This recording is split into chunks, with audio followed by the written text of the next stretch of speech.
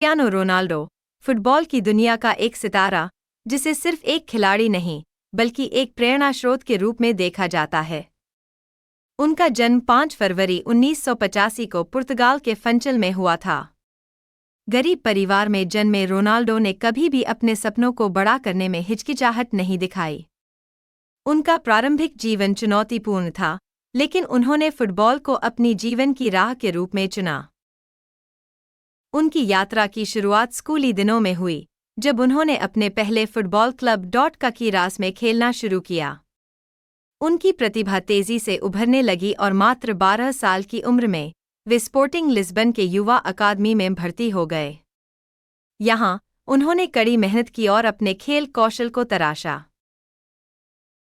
2003 में रोनाल्डो ने Manchester United के साथ एक बड़ा कदम उठाया, जहां उन्होंने अपनी पहचान बनाई। उनके अद्वितीय कौशल और गति ने उन्हें विश्व के सबसे बेहतरीन खिलाड़ियों में से एक बना दिया।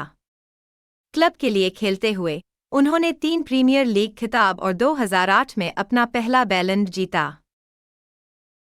परंतु रोनाल्डो केवल फुटबॉल तक सीमित नहीं रहे। 2009 में उन्होंने रियल मैड्रिड में शामिल होकर एक नया इतिहास लिखा। यहां उन्होंने अपने करियर के बेहतरीन मोड़ पर कदम रखा। उन्होंने 450 गोल किए और कई बार चैंपियंस लीग जीती। उनका कार्यशैली और अधीरता उन्हें दूसरे खिलाड़ियों से अलग करता था।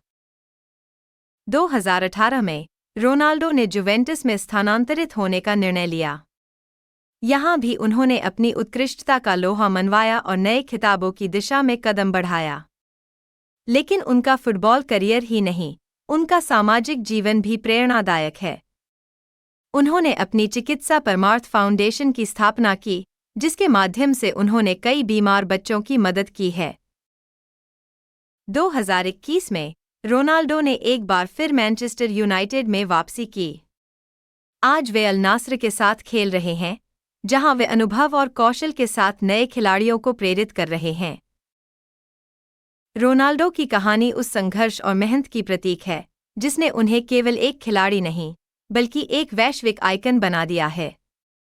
उनकी प्रेरणा से लाखों युवा फुटबॉल के प्रति अपनी रुचि को और बढ़ाने के लिए प्रेरित होते हैं।